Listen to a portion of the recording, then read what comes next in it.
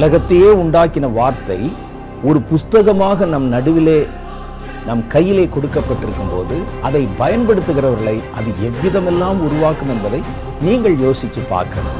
அதுதான் வேத வசனத்தினுடைய ஆச்சரியமான மகத்துவம்.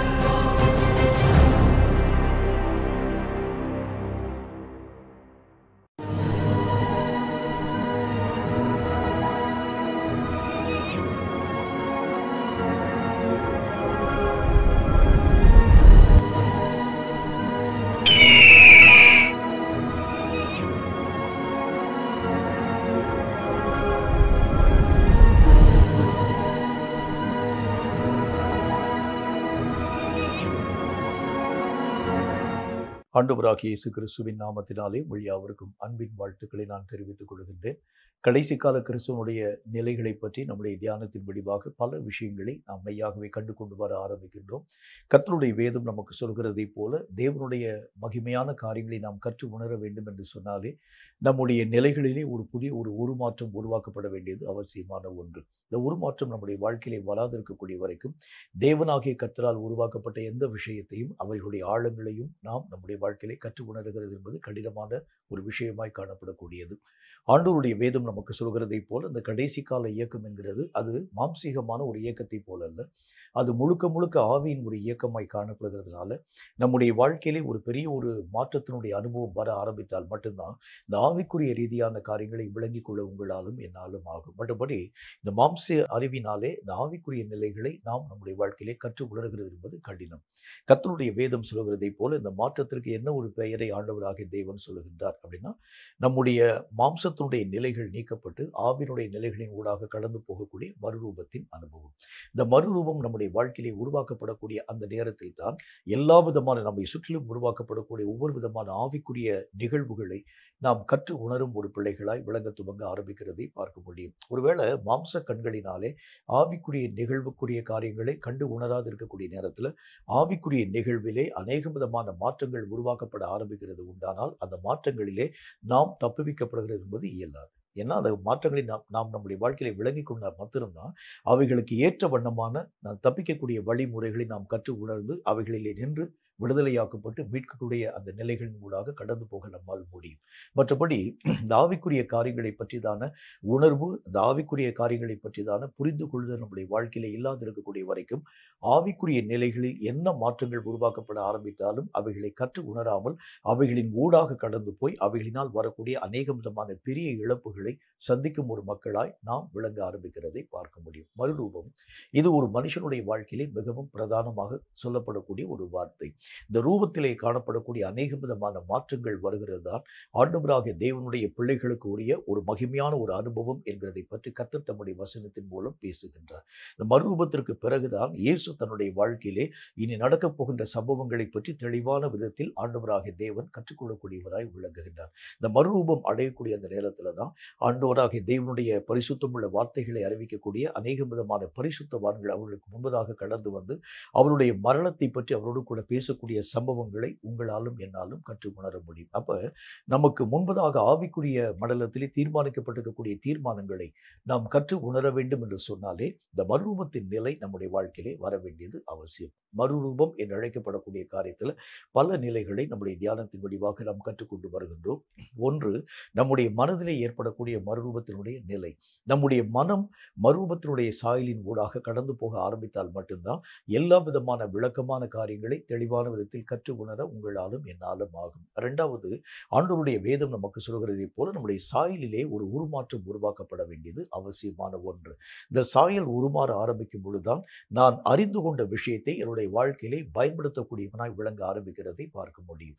சாயல்ல மாற்றம் வராது இருக்கக்கூடிய வரைக்கும் நான் மெய்யாகவே கற்று உணர்ந்திருக்கக்கூடிய காரியங்களை என்னுடைய லைஃப்ல அப்ளை பண்ணுகிறது என்பது முடியாது. இந்த சாயலிலே வரக்கூடிய மாற்றங்கள் ஒரு மனிதனுடைய வாழ்க்கையிலே மிகவும் முக்கியத்துவம் வாய்ந்த ஒன்றாகவே ஆண்டவருடைய வேதம் நமக்கு சொல்ல துவங்க ஆரம்பிக்கிறது. இன்றைக்கு மூன்றாவது ஒரு விஷயத்தை பற்றி நம்ம பார்க்க போகின்றோம். மூன்றாவது ஒரு மறுரூபத்தினுடைய சாயல், மறுரூபத்தினுடைய நிலையை பற்றி கர்த்தருடைய வேதம் நமக்கு என்ன விதமான வார்த்தையை சொல்கிறது என்று பாருங்கள். பிலிப்பியருக்கு எழுதப்பட்ட நிருபம் 3வது அதிகாரம் 21வது வசனம் இந்த வார்த்தையை நமக்கு சொல்கிறது. பிலிப்பியர் 3:21 இந்த வார்த்தையை சொல்கிறது. வாசிக்கிறேன், கேளுங்கள். அவர் எல்லாவற்றையும் தமக்கு கீழ்ப்படுத்திக் கொடுத்தக்க தம்முடைய வல்லமையான செயலின்படி நம்முடைய அற்பமான சரீரத்தை தம்முடைய மகிமையான சரீரத்திற்கு ஒப்பாக மறுரூபப்படுத்துவார். அவரை போலவே நான் என்னுடைய வாழ்க்கையிலே ஒரு மாற்றத்தின் ஊடாக கடந்து போக வேண்டும். இது ஆண்டவராகிய தேவன் உங்களுக்கும் எனக்கும் தந்திருக்கக்கூடிய ஒரு மகா உன்னதமான ஒரு மேன்மையான ஒரு அனுபவம்.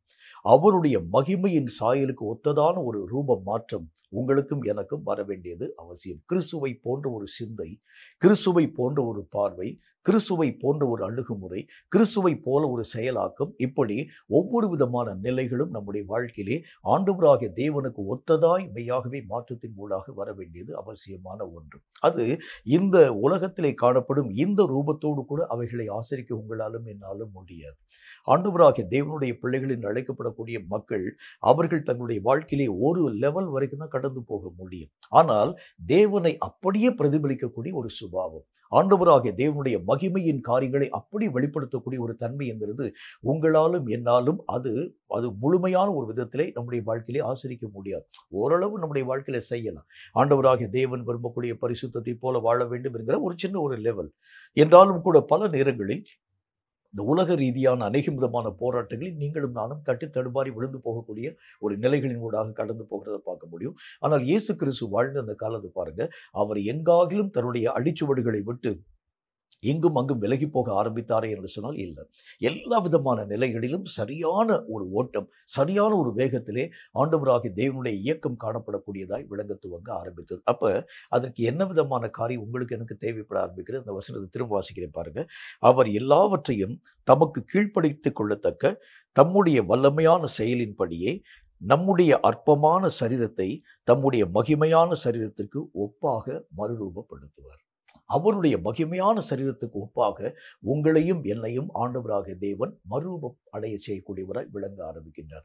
அவருடைய மகிமையான சரீரம் எப்படிப்பட்டதாய் காணப்படக்கூடியதாய் விளங்கிற்று. அந்த சரீரத்தினுடைய ஒவ்வொரு மகிமையான காரியங்களை பற்றி நீங்கள் கற்றுக்கொள்ள ஆரம்பித்தால் மட்டும்தான் நம்முடைய ஆவிக்குரிய நிலைகளை ஆண்டவராகிய தேவன் மறுரூபம் அடைய செய்கிறதுனால இந்த மாற்றங்கள் என்னுடைய வாழ்க்கையிலே வந்திருக்கிறதா இல்லையா என்கிறதை பற்றி தெளிவான விதத்தில் கற்றுக்கொள்ள உங்களாலும் என்னாலும் ஆகும். மற்றபடி நம்முடைய வாழ்க்கையிலே அவருடைய மகிமையான காரியங்களை பற்றி நாம் அறியாதிருக்கிறது உண்டானால் நம்முடைய வாழ்க்கையிலே இப்படிப்பட்ட மாற்றங்கள் வந்திருக்கிறதா இல்லையா என்கிறதை பற்றி நீங்களும் நானும் தெளிவான விதத்தில் ஒரு நாளும் கற்று உணர முடியாது. அப்ப கர்த்தருடைய வேதம் என்ன சொல்லுது? அவருடைய மகிமையான சரீரத்திற்கு ஒப்பான மகிமையாக உங்களையும் என்னையும் ஆண்டவராகிய தேவன் உருமாற செய்யக்கூடிய ஒரு தேவனாய், அதுக்கு பேர் என்ன சொல்லுகின்றார்? மறுரூபப்படுத்தும் ஒரு தேவனாய் அவர் நம்முடைய வாழ்க்கையிலே கடந்து வருகின்றார். இந்த மறுரூபம் நம்முடைய வாழ்க்கையிலே மிகவும் முக்கியத்துவம் வாய்ந்த ஒன்று. ஏன்னா அந்த சாயலாக ஆண்டவராகிய தேவனுடைய சரீரத்திற்கு ஒத்த சாயலாக நீங்களும் நானும் உருமாற்றம் அடைய ஆரம்பித்தால்தான் அந்த ராஜ்யத்தின் ஊடாக கடந்து போகக்கூடிய பிள்ளைகளாக நீங்களும் நானும் விளங்க முடியும். இந்த சாயல், இந்த ரூபம், இந்த தன்மைகள் நம்முடைய வாழ்க்கையிலே அந்த ராஜ்யத்தின் ஊடாக கடந்து போகக்கூடிய மகிமைகளை பெறக்கூடிய தகுதி வாய்ந்தவர்கள் அல்ல. தேவனுக்கு ஒத்த சாயலாக தேவனை போலவே உருமாற்றம் அடைய பண்ணக்கூடிய அது ஒரு நிலை. ஆண்டவராகிய தேவன் மனிதனை உண்டாக்கும் பொழுது எப்படி உருவாக்கினார் பாருங்கள். தம்முடைய சாயலாகும் தம்முடைய ரூபத்தின்படியையும்.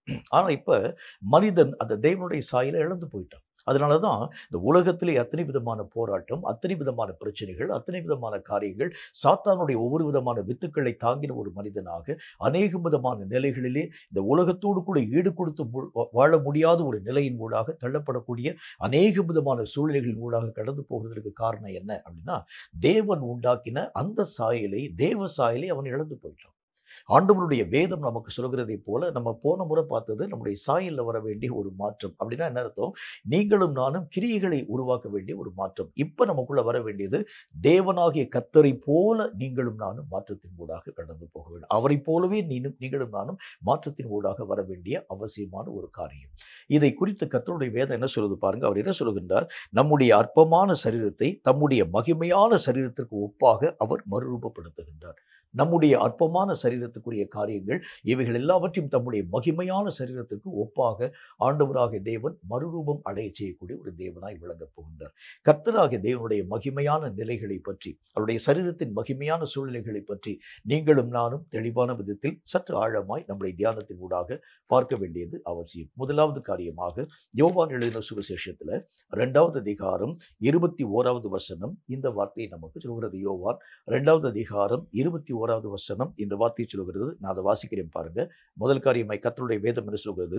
அவரோ தம்முடைய சரீரமாகிய ஆலயத்தை குறித்து பேசினார். முதல் காரியம், தேவனாகிய கர்த்தருடைய மகிமையான சரீரம் எப்படிப்பட்டது அப்படின்னா, தம்முடைய சரீரத்தை தேவன் தங்கும் ஆலயமாய் மாற பண்ணின இயேசு. ஆண்டவராகிய தேவன் எப்பொழுதும் தமக்குள் வந்து தங்கி தாபரிக்கக்கூடிய அளவிற்காக அவருடைய சரீரத்தை தேவனுடைய ஆலயமாய் உருமாற்றி கொண்டு வந்த ஆண்டவராகிய இயேசுனுடைய ஒரு வாழ்க்கை. நம்முடைய வாழ்க்கையில கூட பல நேரங்களில் உலகத்தை நீங்களும் நானும் தாங்கின ஒரு மக்களாக, உலகத்திலே காணப்படும் அநேக விதமான தன்மைகளை தாங்கின ஒரு மக்களாக ஆண்டவராகிய தேவனுடைய ஆலயம்னா எப்படிப்பட்டதா இருக்க முடியும்? உங்களுக்கே தெரியும். ஏதாச்சும் ஒரு ஒரு ஒரு திருச்சபையின் ஊடாக நீங்க கடந்து போறீங்கன்னு வச்சுக்கோங்களேன். அந்த திருச்சபையில் நீங்க வந்து கடந்து போகக்கூடிய நேரத்தில் அது ஒரு நல்ல ஒரு ஆவிக்குரிய சபைன்னு வச்சுக்கோங்க, நல்ல ஒரு ஜெபிக்கக்கூடிய சபைன்னு வச்சுக்கோங்களேன். அந்த சபைக்குள்ள நீங்க வந்து போய்விட்டு வெளியே வரக்கூடிய வரைக்கும் அதிலே ஆண்டவராகிய தேவனை பற்றிதான சிந்தனைகளை தவிர்த்து வேறு ஒரு நினைவும் உங்களுடைய வாழ்க்கையிலும் என்னுடைய வாழ்க்கையிலும் வராது. அவங்க பேசினா கூட இயேசுவை பற்றி தான் பேசுவாங்க, பேசினா வசனத்தை பற்றி பேசுவாங்க, பேசினா ஜெபத்தை பற்றி பேசுவாங்க, பேசினா ஆண்டவராகிய தேவனுடைய நாமத்தினாலே அவர் செய்த சாட்சியை பற்றி பேசுவாங்க, ஊழியத்தை பற்றி பேசுவாங்க. எப்பொழுது பார்த்தாலும் ஆண்டவராகிய தேவனை பற்றிதான சிந்தனைகள் நிறைந்த உண்மையான அந்த ஸ்தலத்துக்கு பேர் தான் தேவனாகிய கர்த்தரால் ஆசீர்வதிக்கப்படுகக்கூடிய உண்மையான ஒரு ஆலயம்.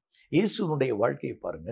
இயேசு நின்றாலும் நடந்தாலும் உட்கார்ந்தாலும் பேசினாலும் தன் பிதாவாகிய தேவனை தவிர்த்து வேறு ஒன்றையும் அவருடைய மனம் யோசிக்கவே இல்லை. காரணம் என்ன?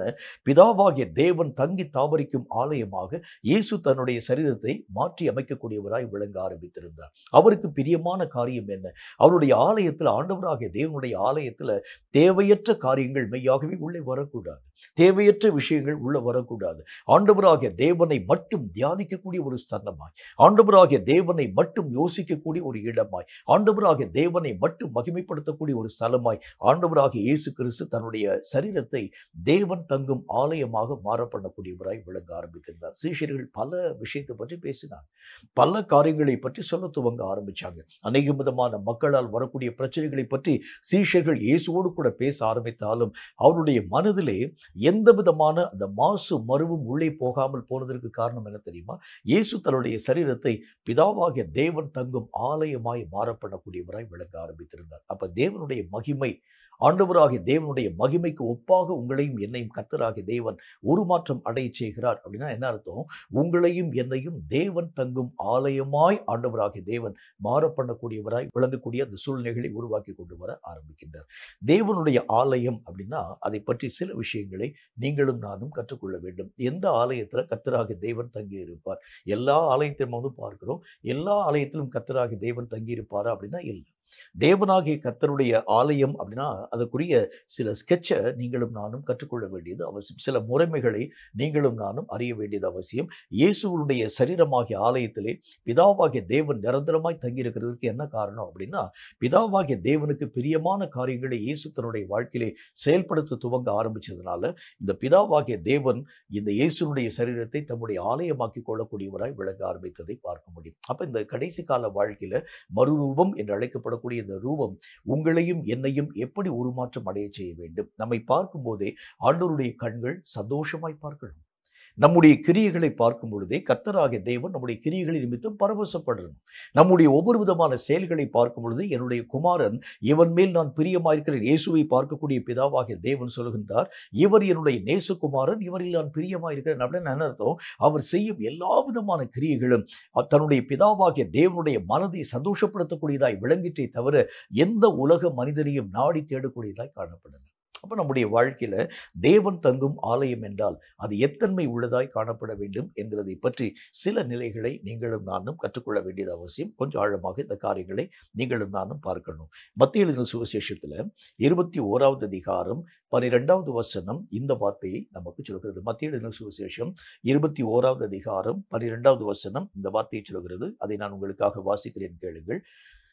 இயேசு தேவாலயத்தில் பிரவேசித்து ஆலயத்திலே விற்கிறவர்களும் கொள்ளுகிறவர்களும் ஆகிய யாவரையும் வெளியே துரத்தி காசுக்காரருடைய பலகைகளையும் புறா விற்கிறவர்களின் ஆசனங்களையும் கவிழ்த்து 13வது வசனத்தை வாசிக்கிறேன். என்னுடைய வீடு ஜெப வீடு என்னப்படும் என்று எழுதியிருக்கிறது, நீங்களோ அதை கள்ளர் குகையாக்கினீர்கள் என்றார். கர்த்தருடைய ஆலயம்னா அது எப்படி இருக்கணும் அப்படின்னா, கள்ளர் குகையாக மாறப்படக்கூடிய நிலைகள் இருக்கக்கூடாது. விற்கக்கூடியவர்கள் கொள்ளக்கூடியவர்கள் வரக்கூடிய ஒரு ஸ்தலமாய் இருக்கக்கூடாது. அது ஒரு வியாபார இடமாய் இருக்கக்கூடாது. நிறைய ஆலயங்கள் உங்களுக்கு நல்லாவே தெரியும், அது ஒரு வியாபார ஸ்தலமாகவே இந்த நாட்களில் உருவாக்கப்படுகிறதை உங்களாலும் என்னாலும் பார்க்க முடியும். அநேக விதமான மக்கள் கர்த்தராகிய தேவனுடைய கிருபைகளை விலை பேசி விற்கக்கூடிய ஆலயங்களை பார்ப்பீங்க. அநேகம் விதமான மக்கள் கர்த்தருடைய வார்த்தைகளை விலை பேசி சொல்லுகிறத பார்க்க முடியும். நான் உங்கள் நடுவில் இவ்வளவு பெரிய ஒரு பிரசங்கத்தை நான் செய்திருக்கிறேன், அதற்குரிய விலைக்கிரயமான காசை நீங்கள் என்னுடைய கரங்களிலே தர வேண்டும் என்று சொல்லி விலை பேசி வாங்கக்கூடிய அது ஒரு கள்ளர் குகையாக மாற்றப்பட்டிருக்கக்கூடிய நிலை. இந்த இடத்துல ஆண்டவராகிய தேவன் சொல்லுகின்றார், அந்த ஆலயத்தை ஆண்டவருடைய கண்கள் பார்த்த மாத்திரத்தில் எல்லா இடங்களிலும் விற்கக்கூடிய மக்கள், கொள்ளக்கூடிய மக்கள், ஒரு பக்கம் பார்த்தா புறா விற்கிறாங்க, ஒரு பக்கம் பார்த்தா ஆடு விற்கிறாங்க, ஒரு பக்கம் பார்த்தா மாடுகளை விற்க ஆரம்பிக்கிறாங்க. அத்தனை விதமான காசுக்காரர்கள், எல்லா விதமான மக்கள். இந்த காசுக்காரர்கள் உங்களுக்கு நல்லா தெரியும், கர்த்தருடைய ஆலயத்தில் கொண்டு போய் காணிக்கப்படக்கூடிய காசை நீங்களும் நானும் அந்த காசுக்காரருடைய கையில் தான் வாங்கணும். அதாவது நம்முடைய கையில் வச்சிருக்கக்கூடிய காசு கூட காணிக்கப்படக்கூடாது. அதற்குரிய அந்த ஆலயத்துக்குரிய காணிக்கக்கூடிய காசை நீங்கள் காசு மாற்ற வேண்டியது அவசியம். அந்த மாதிரி காசு விற்கக்கூடிய அநேக விதமான மக்கள் உட்கார்ந்துருக்கிறாங்க, எல்லா விதமான மக்கள். அப்படின்னா என்ன அர்த்தம்? அது ஒரு தேவனுடைய ஆலயமாக, கர்த்தரை ஆராதிக்கக்கூடிய ஒரு ஸ்தலமாக காணப்படாமல் அது ஒரு வியாபார ஸ்தலமாகவே இருக்கிறதை கர்த்தருடைய கண்கள் பார்த்தது. அப்ப ஆண்டவராகிய தேவன், ஆண்டவராகிய இயேசு கிறிஸ்து தன்னுடைய சரீரமாகிய ஆலயத்தை அவர் எப்படி பராமரிக்க துவங்க ஆரம்பித்திருந்தார் அப்படின்னா, அங்க விலை பேசக்கூடிய மக்களோ அல்லது கொள்ளக்கூடிய மக்களோ விற்கக்கூடிய மக்களோ அல்ல, அது ஒரு கள்ளர் குகையும் அல்ல, அது ஒரு ஜெப வீடாக ஆண்டவராகிய தேவன் உருமாற்றம் அடைய செய்ய ஆரம்பித்திருந்தார். கர்த்தராகிய தேவனுடைய ஆலயம் அப்படின்னா என்ன அர்த்தம்? எப்பொழுதும் ஜெபமும், எப்பொழுதும் தூபங்களும், எப்பொழுதும் துதியும், எப்பொழுதும் ஸ்தோத்திர பலிகளும் ஏறெடுக்கப்படக்கூடிய ஒரு ஸ்தலமாய் அவைகள் காணப்பட வேண்டியது அவசியம். ஒரு ஆலயத்துக்குள்ளே நீங்கள் உள்ளே போனீங்கன்னா அந்த ஆலயத்தினுடைய நிலைகளை நீங்கள் மெய்யாகவே காண ஆரம்பிக்கும் பொழுது அந்த ஆலயம் உண்மையிலே ஆவிக்குரிய நிலையிலே காணப்படக்கூடிய ஆலயமா இல்லையா என்கிறதை எளிதான விதத்தில் நீங்களும் நானும் கற்றுக்கொள்ள முடியும். உள்ளே போனீங்கனாலே உங்களை அறியாத ஒரு பயம் உங்களுக்குள் உருவாக்கப்படுகிறதை பார்க்க முடியும். அங்கே இருக்கக்கூடிய எல்லா ஜனங்களும் ஒரு சந்தடியும் இல்லாமல் அமைதியாக கர்த்தருடைய சமூகத்தை நோக்கி ஜெபிக்கக்கூடியவர்களாய், அதாவது அந்த அந்த அந்த கூட்டம் ஆரம்பிக்கிறதுக்கு முன்பதாக உள்ளே போயிட்டாங்கன்னா அவர்கள் உட்கார்ந்து ஜெபிக்கக்கூடியவர்களாய், அவர்கள் உட்கார்ந்து கர்த்தருடைய நாமத்தை மகிமைப்படுத்தக்கூடியவர்களாய், ஸ்தோத்திரிக்கக்கூடியவர்களாய், தேவனுடைய வசனங்களை வாசிக்கக்கூடியவர்களாய், அந்த ஆலயம் முழுவதும் நிசப்தமாய் தேவனை துதிக்கக்கூடிய ஒரு இடமாய் இருக்கிறதை நீங்களும் நானும் பார்க்கும் பொழுது அது உண்மையாகவே கர்த்தராகிய தேவனால் உருவாக்கப்பட்ட ஆலயம் என்கிறது நீங்களும் நானும் கற்றுக்கொள்ள முடியும். ஆனால் உள்ளே போகும்போது தான் நிறைய மக்கள் நிறைய கதைகளை பேச ஆரம்பிக்கிறத பார்க்க முடியும். நீங்கள் எங்கேருந்து வந்திருக்கிறீங்க, எப்படிப்பட்ட காரியம் செஞ்சுருக்கிறீங்க, உங்கள் வீட்டில் இருக்கக்கூடிய பிரச்சனையை பற்றி நீங்கள் சொல்லுங்கள். இப்படி பலவிதமான கதைகளை ஒரு ஆலயத்திலே ஒரு இடங்கள் பேசப்படக்கூடிய அந்த இடங்கள் காணப்படுகிறது உண்டானால் அந்த இடத்துல கர்த்தராகிய தேவன் தங்கி இருக்க மாட்டார். அப்போ கர்த்தருடைய வேதம் என்ன சொல்லுது பாருங்க, காசுக்காரர்கள், விற்கக்கூடிய மக்கள், கொள்ளக்கூடிய மக்களால் அந்த ஆலயம் முழுமையும் சந்தடியினால் நிரம்பி இருக்கக்கூடிய நிலைகளை கர்த்தருடைய வேதம் சொல்ல ஆரம்பிக்கிறது. கர்த்தராகிய தேவனை பற்றி அநேக விதமான பரிசுத்த ஜனங்கள் என்ன சொல்றாங்க அப்படின்னா, கர்த்தராகிய தேவன் அவர் ஒரு அமைதியின் தேவன். அவர் இந்த சர்வ சங்கடமான சந்தடிகள் யாவற்றையும் விரும்பக்கூடியவர் அல்ல. அங்கு ஒரு நிசப்தமாக தேவனை மட்டும் அவர்கள் ஆராதிக்கக்கூடிய ஒரு ஸ்தலமாய் காணப்படக்கூடிய ஒரு இடமாய் இருக்கிறத பார்க்க முடியும். அப்படின்னா இயேசு கிறிஸ்து தன்னுடைய சரீரமாகிய ஆலயத்தை அவர் எப்படி பராமரிக்க ஆரம்பித்திருந்தார்? நிறைய கவலை அவருடைய வாழ்க்கையிலே காணப்படக்கூடிய கவலை. ஒரு பக்கத்துல அநேக விதமான பரிசேய சதுசேய மக்களால் வரக்கூடிய பிரச்சனைகளினால் உருவாக்கப்படக்கூடிய கவலை. இன்னொரு பக்கத்துல சீஷர்களை நான் பராமரித்து கர்த்தருடைய ராஜ்யத்திலே கொண்டு போய் சேர்க்க வேண்டும் என்கிற ஒரு கவலை. மூன்றாவது, ஒவ்வொரு நாளுக்குரிய ஆகாரத்துக்குரிய தேவைகளுக்காக நான் என்ன செய்ய வேண்டும் என்கிறதை பற்றியதான கவலை. இன்னும் அநேக விதமான இடங்களில் இயேசுவை கொலை செய்யும்படி வகை தேட ஆரம்பிக்கிறார்கள் என்பதை பற்றியதான கவலை. இன்னும் அநேக விதமான கிராமங்களில் போய் கர்த்தருடைய வார்த்தைகளை அறிவிக்க வேண்டும் என்கிறதை பற்றியதான கவலை. இந்த கவலைகள் எங்காகிலும் ஆண்டவராகிய தேவனுடைய ஆலயத்தை தீட்டுப்படுத்திட்டா என்று சொன்னால் இல்லை. அவருடைய ஆலயம் முழுவதும் நிசப்தமாக தேவனை துதிக்கவும் சோத்திரிக்கவும் ஜெபிக்கவும் கூடியதாக விளங்கக்கூடியதாக காணப்படுகிறதை நீங்களும் நானும் பார்க்க முடியும். அந்த ஆலயத்தில் கவலை ஒன்றுமே வரல. அந்த ஆலயத்தில் எந்த விதமான பிரச்சனைக்குரிய காரியங்களும் உள்ளே வரல. ஒரு ஆலயம் அப்படின்னு சொன்னாலே அந்த ஆலயத்துக்குள்ள உள்ளே போகும்போது ஜனங்கள் என்ன சொல்லுவாங்க அப்படின்னா, அந்த ஆரம்ப காலத்தில் காணப்படக்கூடிய நிறைய கிறிஸ்தவ மக்கள் எப்படி ஆலயத்தினுடைய வாசல் நீங்கள் வந்து உங்களுடைய அதாவது அந்த ஸ்லிப்பர் நீங்கள் கழட்டி போட்டு போகிறீங்களோ அதே மாதிரி உங்களுக்கு உண்டான உலகத்துக்குரிய காரியங்கள் யாவற்றையும் வெளியவே விட்டுட்டு போயிடணும். அதை நீங்கள் வந்து ஆலயத்துக்குள்ளே உள்ள கொண்டு போகக்கூடாது. அந்த ஆலயம் என்கிறது ஆண்டவராகிய தேவனை மட்டும் மகிமைப்படுத்தக்கூடியதாய் விளங்க வேண்டியது அவசியம். இப்படி தான் ஆரம்ப காலத்திலே காணப்பட்டிருக்கக்கூடிய சபைகளிலே காணப்பட்டிருக்கக்கூடிய நிலைகள் காணப்படக்கூடியதாய் விளங்க ஆரம்பித்தது. ஆனால் இன்னைக்கு ஆலயத்தில் உள்ள போய் இருக்கக்கூடிய ஜனங்கள் தான் அநேகம் விதமான தேவையற்ற கருத்துக்களை பேசவும் தேவையற்ற காரியங்களை பேசவும். அப்படின்னா என்ன அர்த்தம்? இந்த சந்தடிகள் நிறைந்திருக்கக்கூடிய இடங்களை கர்த்தராகிய தேவன் விரும்புகிறது இல்லை. ஆண்டவராகிய இயேசுவினுடைய சரீரத்தை பிதாவாகிய தேவன் விரும்புகிறதற்கு காரணம் என்ன? உலகத்தினுடைய சந்தடிகளிலே நின்று வேறு பிரிக்கப்பட்டவராக ஆண்டவராகிய இயேசுவினுடைய சரீரம் காணப்பட துவங்கிற்று. அந்த கர்த்தருடைய ஆலயத்தில் எந்த விதமான தீட்டையும் அருவருப்பையும் நடப்பிக்கக்கூடிய காரியங்களை ஆண்டவராகிய தேவன் அனுமதிக்கவே இல்லை. அங்கே ஆண்டவராகிய தேவன் அந்த ஆலயமாகிய சரீரத்தை கள்ளர் குகையாக கர்த்தராகிய தேவன் மாறும்படிக்காக அனுமதிக்கவே இல்லை. எல்லா விதமான காரியத்திலும் விற்கக்கூடியவர்கள், கொள்ளக்கூடியவர்கள், புறா விற்கக்கூடியவர்கள், மாடு விற்கக்கூடியவர்கள், ஆடு விற்க இந்த சந்தடிகளால் அந்த ஆலயம் நிரப்பப்படாமல் ஒரே ஒரு சத்தம், கர்த்தரை நோக்கி ஜெபிக்கக்கூடிய ஜெபத்தின் சத்தம், ஸ்தோத்திரிக்கக்கூடிய துதிகளின் சத்தம், தேவனை ஆராதிக்கக்கூடிய சத்தம். இவைகளை தவிர்த்து உலக ரீதியான எல்லா காரியங்களிலும் நின்று அந்த ஆலயம் வேறு பிரிக்கப்பட்டதாய் காணப்பட வேண்டியது அவசியம். ஆண்டவராகிய தேவன் எப்படி நம்மளை வந்து உருவாக்க போகிறார் அப்படின்னா, இந்த உலகத்தின் சந்தடிகளிலே நின்று நீங்களும் நானும் வேறு பிரிக்கப்பட்ட மக்களாய் மாறப்படக்கூடிய ஒரு புதிய நிலைகளை நீங்கள் எட்ட வேண்டியது அவசியம். இந்த உலக கவலையும் உலகத்திலே காணப்படக்கூடிய சந்தடியும் ஒரு மனுஷனுடைய ஆவிக்குரிய நிலைகளை கெட்டுப்போக பண்ணக்கூடியதாக விளங்க ஆரம்பிக்கிறது. தேவனாகிய கர்த்தர் உங்க கூட பேசினா கூட இந்த சந்தடியில் அந்த வார்த்தைகளை உங்களாலும் என்னாலும் துல்லியமான விதத்தில் கேட்க முடியாது.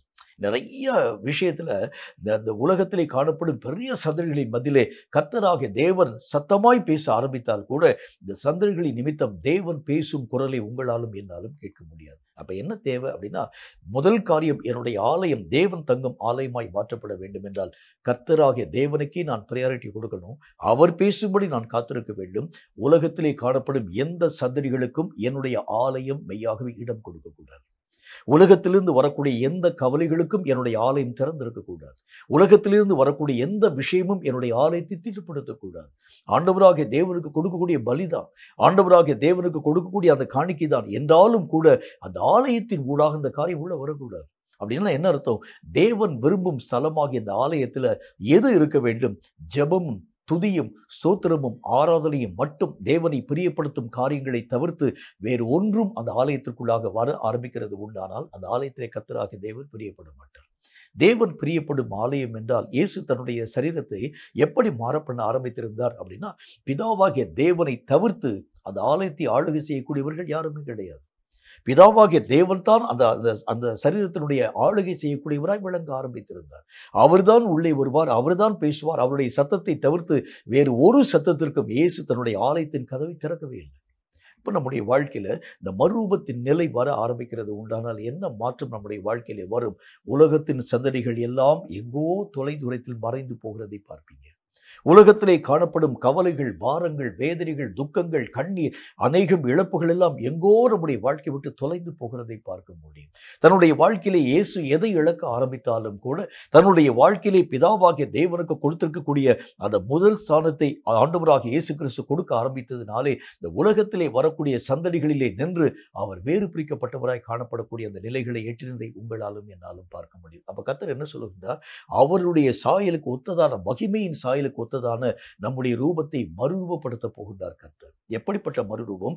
தேவன் தங்கும் ஆலயமாய் நம்முடைய சரீரத்தை மாற பண்ணக்கூடிய மறுரூபம். இந்த ஆலயம் ஆண்டவராக தேவன் தங்க வேண்டும் என்று சொன்னால் இருக்கக்கூடிய உலக சந்தடிகள் எல்லாவற்றிலும் நின்று இந்த ஆலயம் முதல் காரியம் வேறு பிரிக்கப்பட வேண்டியது அவசியம். உலகத்திற்காக வடித்த கண்ணீர், உலகத்திற்காக பட்ட வேதனை, உலகத்திற்காக அழுத அழுகை, உலகத்திற்காக நீங்களும் நானும் சிந்தின அநேக விதமான பிரயாசங்கள், உலகத்தை பற்றிதான பேச்சு, உலகத்தை பற்றிதான எண்ணங்கள், இவைகள் எல்லாம் முற்றிலும் மறுக்கப்பட்டு முழுக்க முழுக்க கர்த்தராகிய தேவனை நீங்களும் நானும் சேவிக்கக்கூடிய ஒரு ஸ்தலமாய் அந்த ஸ்தலத்துக்குள்ள இந்த உலகத்தை பற்றிதான எந்த நிலைகளுக்கும் ஒரு இடமும் கிடையாது.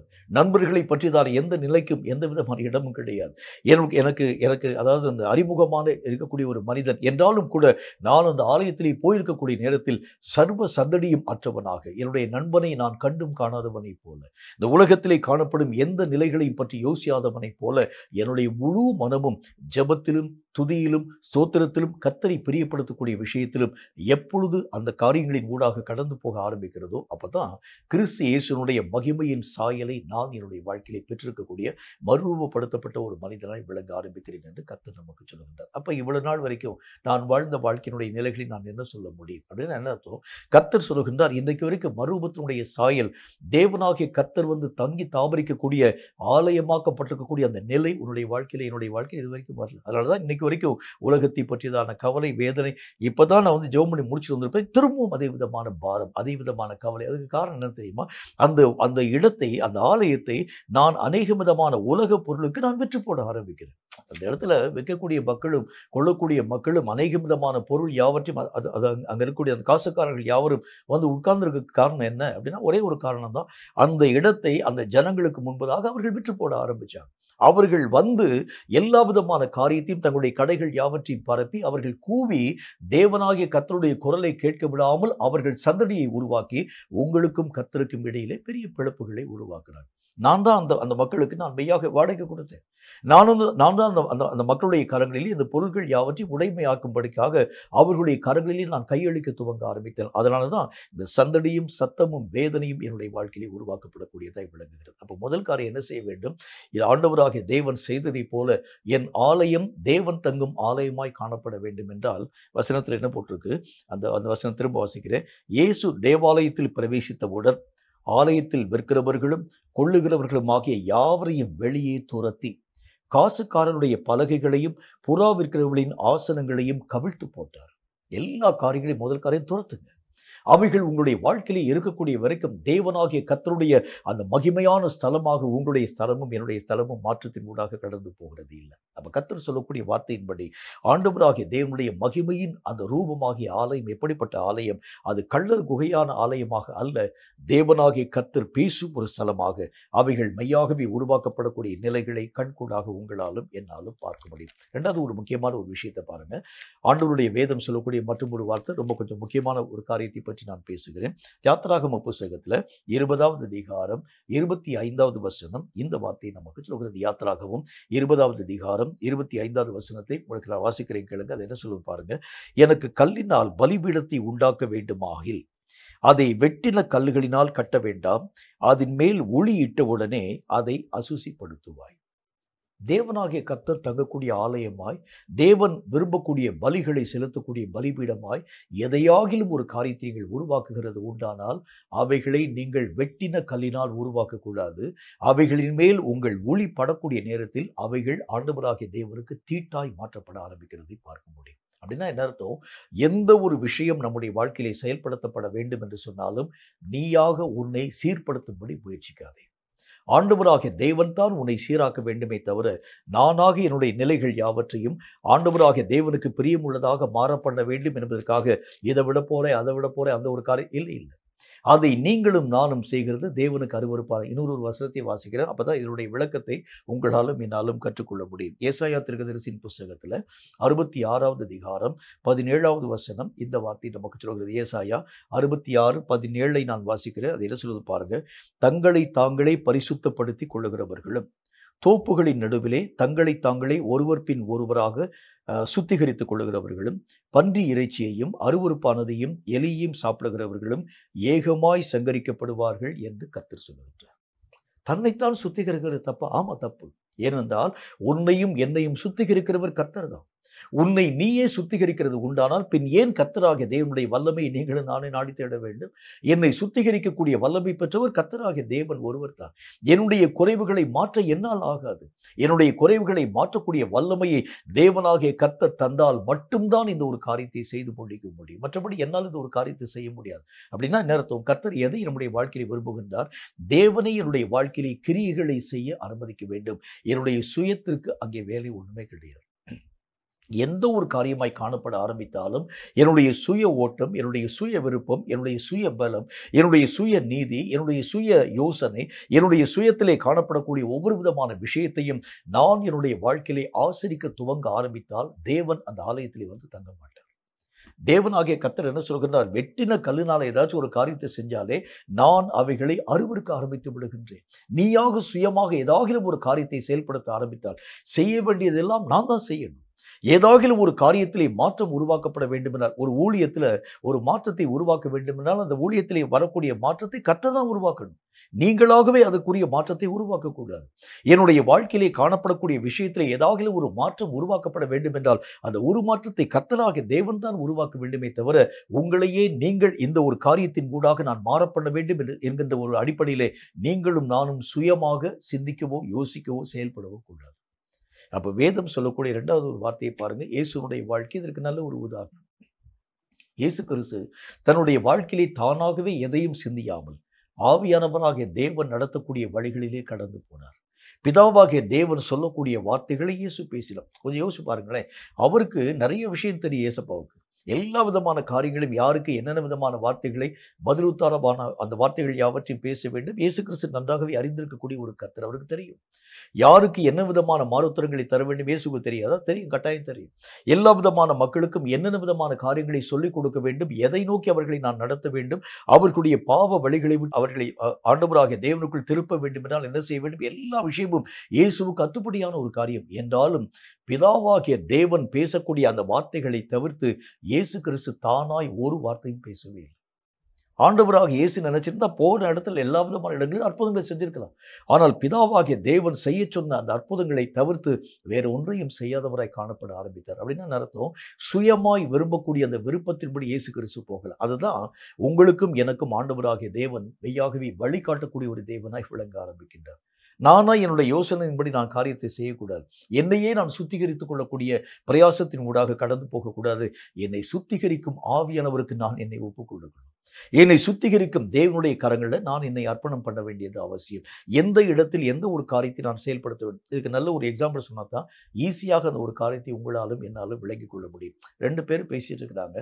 ஒருவன் எஜமான், இன்னொருவன் வேலைக்காரன். வேலைக்காரனை எஜமான் வந்து வயலுக்கு போய் பார்க்குறாங்க. வயலுக்கு போய் பார்க்கக்கூடிய நேரத்தில் எஜமானை பார்க்கக்கூடிய வேலைக்காரன் சொல்லுகின்றான், எஜமானே இந்த வயலில் வந்து கோதுமை பயிரை நம்ம வந்து விளைவிச்சோம், என்றாலும் கூட அதோடு கூட களைகள் மெய்யாகவே வளர்ந்திருக்கிறது என்கிறதை பற்றி அவன் பேசுகின்றான். இது எப்படி வந்துச்சுன்னு சொல்லி அந்த மனிதன் கேட்கிறான். உடனே எஜமான் சொல்லுகிறான், சத்துருவானவன் நாம் நித்திரை பண்ணக்கூடிய நேரத்தில் வந்து கோதுமைக்குள் களைகளை விதைத்தான். 2வது அந்த மனுஷன், அந்த வேலையாள் எஜமானை பார்த்து கேட்கிறான், நான் போய் இப்பொழுதே அந்த களைகளை பிடுங்கி போட உமக்கு சம்மதமானு கேட்கிறான். உடனே எஜமான் மாறுத்திரமான ஒரு வார்த்தை சொல்கிறார். அதாவது சுயமா வந்து இயங்கணும்னு நினைக்கிறான். உடனே எஜமானாகிய கர்த்தர் சொல்லுகின்றார், அந்த களையோடு கூட கோதுமை பயிரையும் பிடுங்கி விடக்கூடாது. அதுதான் ஒரு தீர்க்கமான ஒரு ஞானம். நீயா இயங்கினா அங்கே வந்து பிரச்சனை வந்துடும். நீயா ஒரு காரியத்தின் ஊடாக கடந்து போனால் ஏதாகிலும் ஒரு அநேக விதமான ஒரு காரியத்திற்கு மாற்றாக வேறொரு விஷயத்தின் ஊடாக நீ கடந்து போய் எல்லா விஷயங்களையும் அழிக்கக்கூடிய ஒரு மனிதனாய் விளங்க ஆரம்பிச்சுவார். அந்த எஜமான் தீர்க்கமான ஒரு வார்த்தையை சொல்லுகின்றார், நீ அந்த களையோடு கூட கோதுமை பயிரையும் பிடுங்கி விடாதபடி அவைகள் அறுப்பு மட்டும் வளர விடும்படிக்காக நாம் அனுமதிக்க வேண்டும். அறுப்பு வரக்கூடிய நேரத்தில் களைகளை தனியாக பிடுங்கி கட்டி அவைகளை நாம் சுட்டரிக்கும்படிக்காக ஒப்புக் கொடுத்து கோதுமைகளையோ நாம் பண்டசாலையை கொண்டு போய் சேர்க்கலாம் என்கிறதை பற்றி தீர்க்கமான யோசனையை அவன் பேச ஆரம்பிக்கிறார். இப்ப இதுல அதாவது அந்த வேலையாள் என்று அழைக்கப்படக்கூடியவர் நீங்களும் நானும். அங்கே காணப்படக்கூடிய எஜமான் என்று அழைக்கப்படக்கூடியவர் ஆண்டவராகிய தேவன். அவர் எப்படி தீர்க்கமா யோசனை சொல்றார் பாருங்க. நான் என்னுடைய யோசனைப்படி கடந்து போகிறது உண்டானால் களையோடு கூட பயிரை நான் அறுத்திருப்பேன். ஆனால் அந்த எஜமான் தீர்க்கமான ஒரு வார்த்தையை சொல்கின்றார், களையை நீ பிடுங்குகிறதுனாலே பயிருக்கு சேதம் வந்துவிடக்கூடாது என்பதற்காக ரெண்டையும் அறுப்பு காலம் மட்டும் வளர விட்டு பின்பு நாம் களைகளை தனியாக பிடுங்கி அதன் பின்பதாக பயிரை தனியாக நாம் அறுத்து பயிரை கொண்டு போய் பண்டசாலையில் சேர்க்கவும் களைகளை கட்டி அவையாத நெருப்பிலை தூக்கி எறியவும் தக்கதான காரியங்களை செய்யலாம் என்கிறதை பற்றி தீர்க்கமான யோசனைகளை பேசுகிறதை பார்க்க முடியும். அப்படின்னா என்ன அர்த்தம்? தேவனாகிய கர்த்தருடைய விருப்பத்திற்கு மாறாக எதை நீங்கள் செயல்படுத்த ஆரம்பித்தாலும் அது ஒருவேளை நன்மையான ஒரு காரியத்தை போல காணப்பட ஆரம்பித்தாலும் அந்த இடத்துல அந்த வேலைக்காரர் சொல்றது நன்மைதான். அதாவது அந்த அந்த அந்த அந்த பயிரோடு கூட களைகளும் வளர ஆரம்பிக்கிறது உண்டானால் பயிருக்கு ஊற்றக்கூடிய எல்லா விதமான நீர்களை இந்த களையானது உறிஞ்சி பயிரினுடைய வளர்ச்சியை கெட்டுப்போக பண்ண ஆரம்பிக்கிறதை பார்க்க முடியும். ஆகவே எஜமானே, இந்த களைகளை நான் இப்பொழுதே பிடுங்கி போடலாம் என்கிறதை பற்றி அவன் துரிதமாய் யோசித்து செயல்களை செயல்படுத்த ஆரம்பிக்கிறான். ஆனால் எஜமான் சொல்லுகின்றான், இந்த இந்த ஒரு களையை நீ வெட்டுகிறதுனால பயிருக்கும் சேதம் வந்துவிடும். எப்படி சொல்றாரு பாருங்களேன். அப்ப ஆண்டவருடைய வேதம் சொல்கிறதை போல ஒவ்வொரு விஷயத்தினுடைய பின்னணியத்தை ஆராய்ந்து பார்க்கக்கூடிய வல்லமை பெற்றவர் கர்த்தர். அவருக்கு தான் தெரியும். ஒரு காரியத்தை நீயா சுயமா சிந்திச்சா அதனுடைய வழி வேற மாதிரி போகிறத பார்க்க முடியும். ஆனால் கர்த்தருடைய சிந்தனைக்கு உள்ளாக நீங்களும் நானும் அர்ப்பணிக்க துவங்க ஆரம்பித்தால் அவர் தீர்க்கமான யோசனைகளை சொல்லக்கூடிய ஒரு தேவனாய் விளங்க ஆரம்பிக்கின்றார். அவருடைய ஆலோசனைகள் எல்லாம் தீர்க்கமான ஆலோசனைகள். அதுல எந்த விதமான மாற்று கருத்துக்களும் வராது. அது எந்த விதமான பிரச்சனைக்குரிய காரியங்களும் உருவாக்கப்படக்கூடாது. அப்ப கர்த்தருடைய வேதம் சொல்லக்கூடிய நல்ல ஒரு வார்த்தையின்படி என்னையே நான் சுத்திகரிக்கும்படி ஒப்புக் கொடுக்காமல் தேவன் என்னை சுத்திகரிக்கும்படி அர்ப்பணிக்க ஆரம்பித்தால் என்னுடைய வாழ்க்கையிலே எங்கெங்கெல்லாம் கரை இருக்கிறது என்பதை பற்றி நான் அறிகிறதை காட்டிலும் என் தேவன் என்னை நல்ல முறையில் ஆராய்ந்து பார்க்கக்கூடியவராய் விளங்குகின்றார். அப்ப இந்த வசனத்தில் என்ன போட்டது? என்னையே நான் சீர்படுத்தும்படிக்காய் அர்ப்பணம் செய்யாம தேவன் எப்ப எனக்குள்ளாக வாசம் பண்ண விருப்பப்படுகின்றார் அப்படின்னா, தேவனாகிய கர்த்தருக்கு நான் என்னுடைய முழு இடத்தை நான் மெய்யாகவே கொடுக்க வேண்டும். அவரே கிரியை செய்யும்படி நான் அர்ப்பணம் செய்ய வேண்டும். அப்ப கர்த்தருடைய ஆலயமாக என்னுடைய வாழ்க்கை மாற்றப்பட வேண்டும் என்றால் என் சுயம் எல்லாம் முதல் காரியம் சாகணும். நான் யோசிக்கக்கூடிய யோசனைலாம் சாகணும். அந்த காரியங்கள் எல்லாம் அழிந்து போக ஆரம்பித்தால் தான் இயேசுனுடைய யோசனைகள் எல்லாம் செத்து போன பிறகுதான் பிதாவாகிய தேவன் அவரில் கிரியைகளை நடப்பிக்க துவங்க ஆரம்பிக்கின்றார். பரிசுத்த ஆவியானவராகிய தேவன் இயேசுவிலே கிரியைகளை நடப்பிக்கிறதுக்கு காரணம் இயேசுனுடைய சுயமான நிலைகள் எல்லாம் செத்து போக துவங்கிற்று. அதே மாதிரி ஆண்டவராகிய தேவன் தங்கக்கூடிய ஆலயமாய் நம்முடைய வாழ்க்கையின் நிலைகள் மாற்றமடைய வேண்டும் என்று சொன்னால் என் சுயம் எல்லாம் முதல் காரியம் சாகும்படி நான் ஒப்புக் கொடுக்க வேண்டியது அவசியம். இது இருக்கக்கூடிய வரைக்கும் கர்த்தராகிய தேவனுடைய ஆலயமாய் நீங்களும் நானும் மாற்றப்படுகிறது என்பது முடியாத ஒரு காரியம். மூணாவது ஒரு விஷயத்தை பாருங்க. கர்த்தராகிய தேவன் தங்கக்கூடிய ஆலயத்தினுடைய மூன்றாவது நிலைகளை பற்றி கர்த்தருடைய வேதம் என்ன வார்த்தை சொல்கிறது என்று பாருங்கள். சங்கீதங்களின் புத்தகத்துல 93வது அதிகாரம் 5வது வசனம் இந்த வார்த்தையை நமக்கு சொல்கிறது. சங்கீதங்களின் புத்தகம் 93வது அதிகாரம் 5வது வசனம் இந்த வார்த்தையை சொல்கிறது. வாசிக்கிறேன், கேளுங்கள். உமது சாட்சிகள் மிகவும் உண்மையுள்ளவைகள் கர்த்தாவே, பரிசுத்தமானது நித்திய நாளாக உமது ஆலயத்தின் அலங்காரமாய் இருக்கிறது. ஆண்டவராகிய இயேசுனுடைய சரீரம் பிதாவாகிய தேவன் தங்கும் ஆலயமாய் காணப்படுவதற்கு என்ன காரணம் அப்படின்னா, பரிசுத்தம்தான் அந்த ஆலயத்தின் அலங்காரம். எல்லா நேரத்திலும் எல்லா இடங்களிலும் உள்ளும் புறம்பும் பரிசுத்தமான நிலைகளை ஆசரிக்கும்படி ஒப்புக் கொடுத்த ஆண்டவராகிய இயேசு கிறிஸ்து. அந்த சாயலாகத்தான் உங்களையும் என்னையும் கர்த்தராகிய தேவன் மறுரூபப்படுத்த போகிறேன் என்ற வார்த்தையின் மூலம் பேசுகின்றார். இந்த பரிசுத்தத்துல கொஞ்சம் ஒரு இம்மி அளவு நான் இழக்க ஆரம்பித்தாலும் கூட தேவனுடைய மகிமைகளை நான் இறக்கக்கூடியவனாய் காணப்பட ஆரம்பிக்கிறதை பார்க்கிறேன். ஆண்டவராகிய தேவன் என்னோடு கூட இடைப்பட வேண்டும் என்று சொன்னாலே இந்த பரிசுத்தத்தில் ஒரு சின்ன ஒரு குறைவு கூட என்னுடைய வாழ்க்கையில வரக்கூடாது. ஆண்டவராகிய தேவன் அடிக்கடி தம்முடைய பிள்ளைகளோடு கூட பேசக்கூடிய ஒரு வார்த்தை. அவர் என்ன வார்த்தையை சொல்ல ஆரம்பிக்கின்றார்? நான் உங்கள் பாளையத்தின் நடுவிலே உலாவுகிறதுனால உங்கள் பாளையம் எங்கிலும் பரிசுத்தமாக இருக்கட்டும். அதுல ஒன்று சின்ன ஒரு அசுத்தத்தை நான் கண்டு உங்கள் பாளையத்தை விட்டு விலகி போகாதபடிக்காக உங்கள் பாளையம் எப்பொழுதும் சுத்தமாய் காணப்பட வேண்டும். நம்முடைய பாளையம் என்று அழைக்கப்படக்கூடிய நம்முடைய வாழ்க்கையினுடைய எல்லா நிலைகளிலும் உள்ளும் புறம்பும் பரிசுத்தமான ஒரு சூழல். புறம்பாக நம்ம பரிசுத்தத்தை ஆசரிக்கிறது எளிது. எல்லா விதமான மக்களும் காணக்கூடிய அளவிற்காக நான் பரிசுத்தம் உள்ளவனை போல, என்னுடைய வார்த்தையிலே பரிசுத்தத்தை போல, என்னுடைய பார்வையிலே பரிசுத்தத்தை போல, என்னுடைய ஒவ்வொரு விதமான நோக்கத்திலும் பரிசுத்தத்தை போல நான் மெய்யாகவே அந்த காரியங்களை ஜனங்களுக்கு முன்பதாக ஆசரிக்கிறது எளிது. ஆனால் என்னுடைய உள்ளான அந்தரங்கமான வாழ்க்கை, யாரும் காணாதிருக்கக்கூடிய உள்ளான நிலைகளை நான் ஆராய்ந்து பார்க்க ஆரம்பித்தால், பவுல் அப்போஸ்தலன் தன்னுடைய உள்ளான நிலைகளை ஆராய்ந்து பார்த்த பொழுது ஒரு வார்த்தை சொல்கின்றார், ஐயோ நான் நிர்பந்தமான ஒரு மனுஷன். பாவத்திலே காணப்படக்கூடிய நிலைகளிலே விட்டு வெளியே வர முடியாமல் இந்த பாவத்திற்கு அடிமையாய் காணப்பட ஆரம்பிக்கின்றேன். பரிசுத்தமாகுதலை விரும்பக்கூடிய ஒரு மனிதனாகவும் நான் காணப்பட ஆரம்பிக்கின்றேன். 2 பகுதியில் நான் போராடக்கூடியவனா நான் வாழ்க்கையின் ஊடாக கடந்து போக ஆரம்பிக்கிறேன். நான் எவ்வளவு பெரிய ஒரு நிர்பாக்கியமான ஒரு மனுஷனாய் விளங்குகின்றேன். நான் பரிசுத்தத்தை விரும்புகின்றேன், ஆனால் விரும்பக்கூடிய பரிசுத்தத்தை செய்ய முடியல.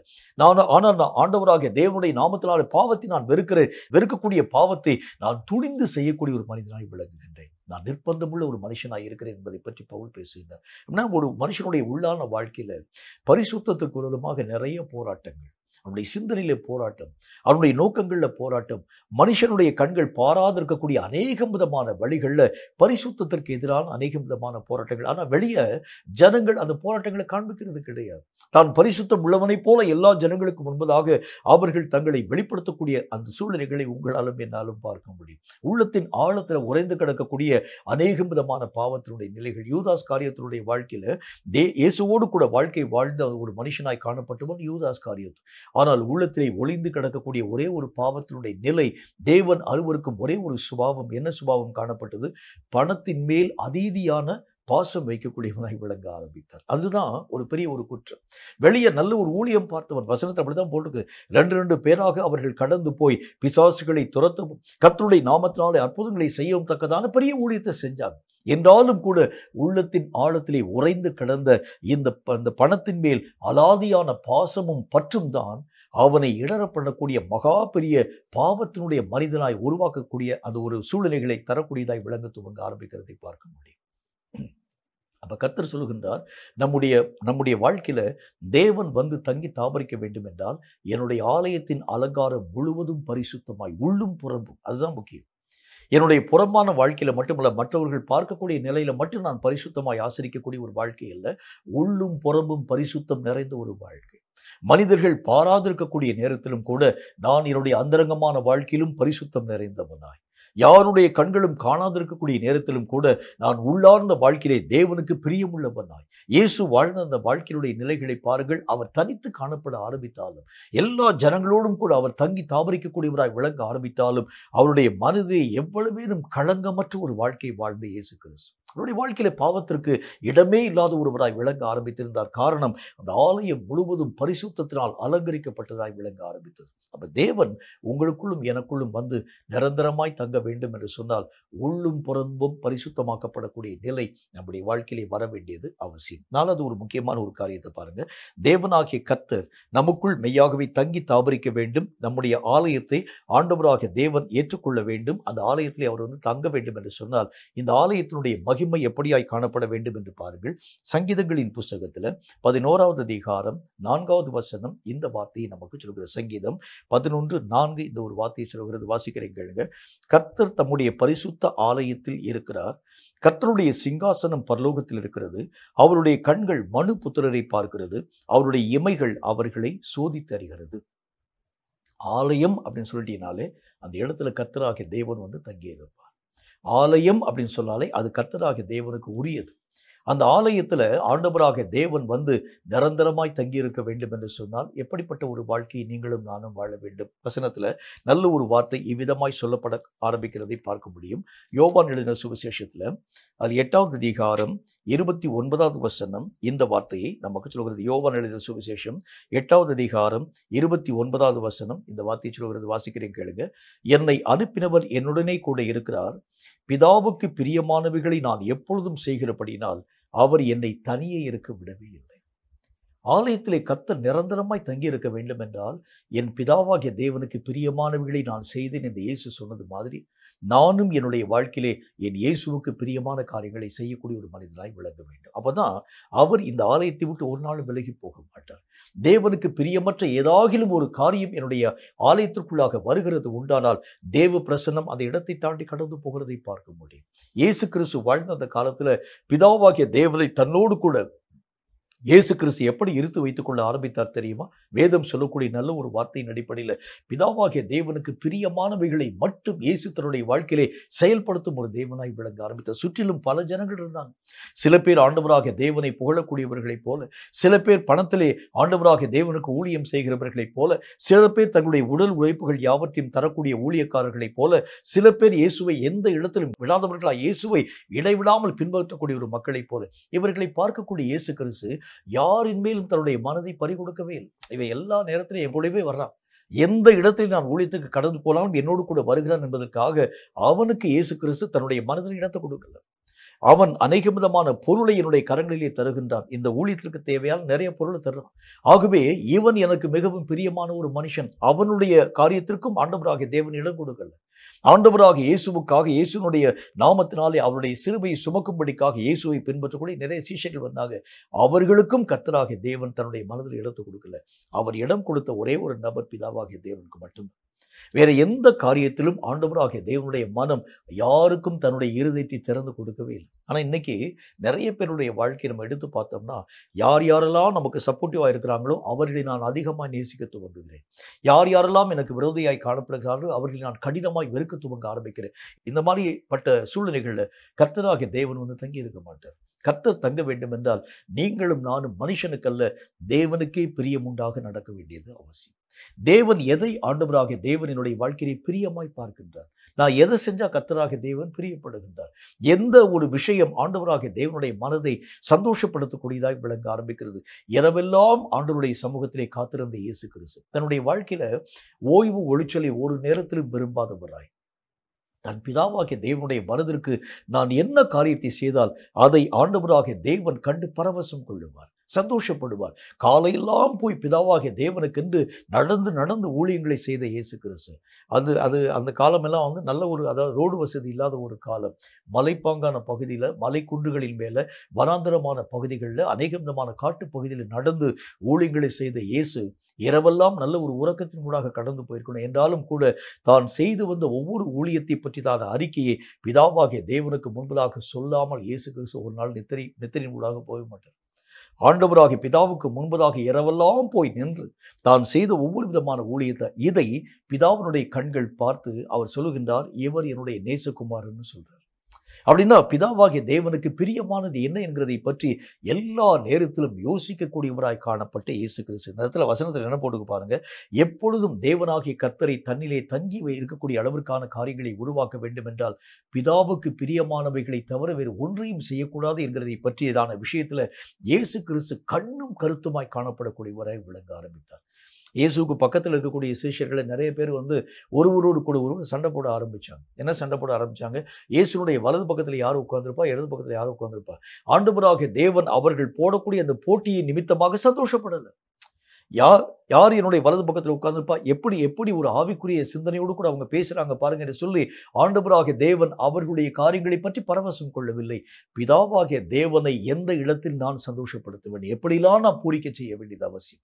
இதுதான் ஆண்டவராகிய தேவனுடைய முழு மூச்சாக காணப்படக்கூடியதாக விளங்க ஆரம்பிக்கிறதை பார்க்க முடியும். அப்ப தேவனாகிய கர்த்தருடைய ஆலயம் அப்படின்னா என்ன அர்த்தம்? அந்த வசனத்திலே ஆண்டவராகிய தேவன் சொல்லுகின்றார், எப்பொழுதும் எனக்குள் அவர் தங்கி இருக்கும்படிக்காக, எப்பொழுதும் அவர் என்னில் பிரியப்படக்கூடிய அளவிற்காக, நான் அவரை விட்டு இங்கும் அங்கும் விலகி போகாத அளவிற்காக, அவர் என்னை விட்டு கடந்து போகிறேன் என்று சொன்னால் நான் அவரை விடாத அளவிற்காக, அவரை என்னோடு கூட எல்லா நேரத்திலும் இருத்தி வைத்துக் கொள்ளக்கூடிய அளவிற்காக என்ன காரியத்தை நான் செய்ய வேண்டும் என்கிறதை பற்றி தான் கண்ணும் கருத்துமாய் யோசித்த இயேசு கிறிஸ்து, தன்னுடைய சரீரத்தை ஆலயமாக மாற பண்ணின இயேசு கிறிஸ்து பிதாவாகிய தேவனை மட்டும் பிரியப்படுத்தக்கூடியவராய் எல்லா நாளிலும் காணப்பட ஆரம்பிக்கிறதை பார்க்க முடியும். சீஷர்களை ஆண்டவராகிய தேவன் பிரியப்படுத்தல, கூட இருக்கக்கூடிய மக்களை பிரியப்படுத்தல, தன்னுடைய தகப்பனையோ தாயோ கூட இருக்கக்கூடிய மற்ற சகோதரரை பிரியப்படுத்தல. பிதாவாகிய தேவனை மட்டும் அவர் வைத்த கண் வாங்காமல் பார்த்து கொண்டே இருக்கு. அவருடைய முகக்குறிப்புகளை மட்டும் கண்டு அவர் எந்த இடத்திலே நான் செய்யக்கூடிய காரியங்களிலே துக்கப்பட ஆரம்பிக்கின்றார், எந்த இடத்திலே நான் செய்யக்கூடிய கிரிகளில் அவர் பரவசம் கொள்ள ஆரம்பிக்கிறார் என்று சொல்லி தன் கண்களை எங்கும் அங்கும் விலக்காமல் பிதாவின் மேல் மட்டும் பார்வை பார்க்கக்கூடிய இயேசுவாக காணப்பட்டவர் அவர். ஆகவேதான் அந்த ஆலயத்தை பிதாவாகிய தேவன் தமக்கு சொந்தமான இடமாக தேர்வு செய்ய ஆரம்பிச்சிருந்தார். இந்த மாதிரி மகிமையை தான் தேவன் உங்களுக்கும் எனக்கும் உருவாக்கி அந்த ரூபத்தின்படியே உங்களையும் என்னையும் மாற்றுகிறேன் என்கிறதை பற்றி கர்த்தர் தம்முடைய வசனத்தின் மூலம் பேச ஆரம்பிக்கின்றார். அப்படி நம்முடைய வாழ்க்கையில இதுவரைக்கும் நாம் எத்தனையோ விஷயங்களுக்காக இடம் கொடுக்க ஆரம்பிச்சோம், எத்தனையோ வழிகளுக்காக நாம் கடந்து போக ஆரம்பிச்சோம். யார் யாரோ வந்து போனாங்க, யார் யாரோ வந்து பேச ஆரம்பிச்சாங்க, நான் உன் கூடவே வருவேன் என்று சொன்னார்கள். உடனே நான் அவர்களுக்கு அந்த ஆலயத்தினுடைய கதவுகளை நான் திறந்து கொடுத்தேன். யார் யாரோ வந்து பேச ஆரம்பிச்சாங்க, இனி நம்ம 2 பேரும் சேர்ந்து செய்யக்கூடிய ஊழியத்துல எந்த விதமான தடையும் வந்துவிடக்கூடாதுன்னு சொல்லி கடைசி வரைக்கும் உங்களுடைய ஊழியத்திலே நாங்கள் மெய்யாகவே பக்கபலமாய் இருப்போம் என்று சொல்லி வரக்கூடிய மக்களுக்காக என்னுடைய கதவை நான் திறந்து கொடுத்தேன். ஆனால் வந்தவர்கள் பாதி வழியிலே கடந்து போக ஆரம்பிச்சதுனால இந்த ஆலயத்தினுடைய கதவுகள் அடைக்கப்பட்டு போயிடுச்சு. ஏன்னா மனுஷர்கள் உள்ளே வரக்கூடிய அந்த ஆலயத்துல தேவனுடைய பிரசன்னம் உள்ளே வருகிறது இல்லை. ஆகவே தான் ஆண்டவராகிய தேவன் சொல்லுகின்றார், தேவனாகிய கர்த்தர் தங்கி இருக்க வேண்டும் என்றால் உள்ளே எந்த மனுஷிகமும் உள்ள வரக்கூடாது. தேவனாகிய கர்த்தர் உள்ளே வந்து தாபரிக்க வேண்டும் என்றால் மனுஷனுக்குரிய எந்த நிலைகளும் உள்ளே வரக்கூடாது. அப்ப இயேசு கிறிஸ்து தன்னுடைய சரீரமாகிய ஆலயத்தை எப்படி பாதுகாக்க ஆரம்பித்தார் என்று சொன்னால், பிதா ஒருவரை தவிர வேறு ஒன்றிற்கும் இடமளியாதவராய் தன் நிலைகளை பாதுகாத்துக் கொண்டே இயேசு கிறிஸ்து அந்த மாதிரி மகிமைக்கு நேராக உங்களையும் என்னையும் அவர் மறுரூபம் அடைய செய்ய போகிறேன் என்கிற வார்த்தையின் மூலம் பேசுகிறார். இன்னொரு காரியத்தை பாருங்க, சகரியா தீர்க்கதரிசியின் புஸ்தகத்துல அதுல 14வது அதிகாரம் 21வது வசனம் இந்த வார்த்தையை நமக்கு சொல்கிறது. சகரியா தீர்க்கதரிசியின் புஸ்தகத்துல அதுல 14வது அதிகாரம் 21வது வசனம் இந்த வார்த்தையை சொல்கிறது. வாசிக்கிறேன் கேளுங்க. அதுல என்ன போட்டுக்கொண்டு பாருங்க. அப்பொழுது எருசலேமிலும் யூதாவிலும் உள்ள எல்லா பானைகளும் சேனைகளின் கர்த்தருக்கு பரிசுத்தமாயிருக்கும். பலியிடுகிற யாவரும் வந்து அவைகளில் எடுத்து அவைகளில் சமைப்பார்கள். அந்நாள் முதல் சேனைகளின் கர்த்தரின் ஆலயத்திலே யாதொரு கானானியனும் இருப்பதில்லை. கர்த்தருடைய வேதம் சொல்கிறதைப் போல அடுத்த ஒரு காரியம் என்ன போட்டிருக்கு, கானானியர்கள் அதற்குள்ளாக பிரவேசிக்க முடியாது. கானானியர்கள் என்று சொல்லி அழைக்கப்படக்கூடியவர்கள் யார் அப்படின்னா, வேத புஸ்தகத்தில் நல்ல ஒரு வார்த்தை இவ்விதமாக நமக்கு எழுதப்பட்டிருக்கிறதை பார்க்க முடியும். எஸ்ராவின் புஸ்தகத்தில் 9வது அதிகாரம் அதில் 1வது வசனத்திலே கானானியர்களை பற்றி கர்த்தருடைய வேதம் என்ன வார்த்தை சொல்கிறது என்று பாருங்கள். எஸ்ராவின் புஸ்தகம் 9வது அதிகாரம் 1வது வசனம் இந்த வார்த்தை நமக்கு சொல்கிறது. வாசிக்கிறேன் கேளுங்க. இவைகள் செய்து முடித்த பின்பு பிரபுக்கள் இடத்தில் சேர்ந்து இஸ்ரவேலின் ஜனங்களும் ஆசாரியர்களும் லேவியர்களும் ஆகிய இவர்கள் கானானியர், ஏத்தியர், பெர்சியர், எபூசியர், அம்மோனியர், மோவாபியர், எகிப்தியர், அம்மோரியர் என்னும் இந்த தேசங்களின் ஜனங்களுக்கும் அவர்களுடைய அருவருப்புகளுக்கும் விலகி இருக்கவில்லை. கானானியர்கள் அப்படின்னு சொன்னாலே அவர்கள் அருவருப்பு நிறைந்தவர்கள். தேவனுக்கு அருவருப்பான காரியத்தை செய்யக்கூடிய விஷயம் இந்த ஆலயத்தில் உள்ள போயிடுச்சுன்னா தேவன் அந்த ஆலயத்தின் மேலே பிரியமாய் இருக்க மாட்டார்.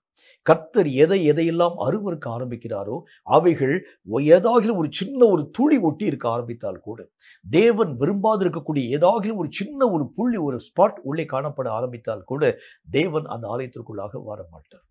ஆண்டவருடைய வேதம் சொல்கிறதை போல ஆலயமாகிய அந்த பரிசுத்தமுள்ள ஆலயத்தை சாலமோன் என்கிற மன்னன் கட்டினான். பெரிய ஆலயத்தை கர்த்தருடைய நாமத்தினாலே கட்டினான். இந்த ஆலயத்தினுடைய பிரதிஷ்டை நாளில் தேவனாகிய கர்த்தர் அந்த ஆலயத்தை அளவில்லாமல் ஆசீர்வதிக்க துவங்கினார். எல்லா விதமான மகிமையும் வர துவங்கிற்று. ஆனால் நடந்த காரியத்தை பார்க்குறோம். போகக்கூடிய ஜனங்களும் வரக்கூடிய ஜனங்களும் அந்த ஆலயத்தை பார்த்து தன்னுடைய தலைகளை துலுக்கி இவ்வளோ பெரிய ஒரு ஆலயத்தை கட்டினான் என்றாலும் அந்த ஆலயத்திலே அநேக விதமான மகிமைகள் எல்லாம் கடந்து போக துவங்கிவிட்டது. அந்த ஆலயமெல்லாம் ஒன்றுமில்லாமல் போயிடுச்சு. காரணம் என்ன தெரியுமா? தேவன் அருவருத்த காரியங்களை உள்ளே கொண்டு வந்தாங்க. இந்த ஆலயம் காணப்பட்டிருக்கக்கூடிய மகிமைகள் எல்லாவற்றையும் இந்த ஆலயம் இழந்து ஆண்டவராகிய தேவன் தங்கியிருக்கக்கூடிய அந்த ஸ்தலம் பாழடைந்து போன ஒரு ஸ்தலமாய் மாற்றமடைய துவங்க ஆரம்பிக்கிறதை பார்க்க முடியும். ஆலயம் பாழ்பட்டு போகிறதுக்கு காரணம் என்ன தெரியுமா? தேவன் விரும்பாத அருவருப்புகளை உள்ளே அனுமதிக்க ஆரம்பித்தால் இந்த ஆலயம் பாழ்பட்டு போக ஆரம்பிச்சிடும். இயேசு தன்னுடைய ஆலயத்தை எந்த அருவருப்புகளுக்கு உட்படுத்தாத அளவிற்காக தன்னுடைய இருதயத்தின் கதவுகளை அடைத்து தேவனுக்கு பிரியமுண்டாக்கக்கூடிய காரியங்களை தவிர்த்து எந்த அருவருப்புகளும் தன்னை பற்றி கொள்ளாத அளவிற்கான காரியங்களை உருவாக்க ஆரம்பித்தார். ஒரு முறை ஆண்டவராகிய இயேசுவுடைய சீஷர்கள் அவரோடு கூட பேச ஆரம்பிக்கிறாங்க. ஆண்டவரே, நீர் செய்யக்கூடிய இந்த மகிமையான காரியங்களை எல்லா ஜனங்களுக்கு முன்பதாக நீர் செய்து காண்பிக்க ஆரம்பிக்கிறது உண்டான ஏரோதனுடைய அரமனையில் போய் நீ செஞ்சு காமிச்சிங்கன்னா இவைகள் எல்லா விதமான காரியங்களையும் ஜனங்கள் கண்டுபடி நாமத்தை மகிமைப்படுத்துவார். அது ஒரு அருவருப்பு. அந்த இடத்துல ஆண்டவராகிய தேவனுடைய சித்தம், பிதாவாகிய தேவனுடைய சித்தத்திற்கு மாறான ஒரு கருத்து ஒன்று மெய்யாகவே சொல்லப்பட ஆரம்பிக்கிறது. இந்த அருவருப்பை கண்ட இயேசு தன்னுடைய மனதிலே அவைகளை பற்றி எவ்வளவேனும் யோசியாமல் இருதயத்தின் கதவுகளை அடைத்து கொண்டு அந்த அருவருப்புகளை இயேசு தன்னுடைய பிதாவாகிய தேவனுடைய நாமத்தினால் அவைகள் யாவற்றையும் மேற்கொள்ளக்கூடியவராய் விளங்க ஆரம்பித்திருந்தார். அப்படின்னா என்ன அர்த்தம்? ஒரு சின்ன ஒரு அருவருப்பான நினைவு கூட அவருடைய வாழ்க்கையிலே வரவிடாத அளவிற்காக தன் இருதயத்தின் கதவுகளை அடைத்து கொண்டு, இந்த ஆலயம் தேவனாகிய கர்த்தருக்கு மட்டும் உரியது, இதுல எந்த அருவருப்பும் எந்த பாழாக்கக்கூடிய தன்மைகளும் உள்ள வரக்கூடாது, இது முழுக்க முழுக்க கர்த்தராகிய தேவனுக்கு மட்டுமே உகந்தது, கர்த்தராகிய தேவனுக்கு மட்டுமே உரியது, இதுல என்னுடைய சிந்தனை கூட, என்னுடைய நினைவு கூட, என்னுடைய நண்பர்களுடைய விருப்பங்கள் கூட, என் கூட இருக்கக்கூடிய மக்களுடைய அநேக விதமான சிந்தனைகள் கூட உள்ள வரக்கூடாது. அப்படி ஏதாகிலும் உள்ளே வந்தால் என் தேவனாகிய கர்த்தருடைய மகிமை இந்த ஆலயம் இழந்து போயிடும். ஆகவே இந்த விஷயத்தில் இயேசு கிறிஸ்து கண்ணும் கருத்துமாய் தன்னுடைய நிலைகளை பாதுகாத்துக் கொள்ளக்கூடியவராய் விளங்க ஆரம்பித்திருந்தார்.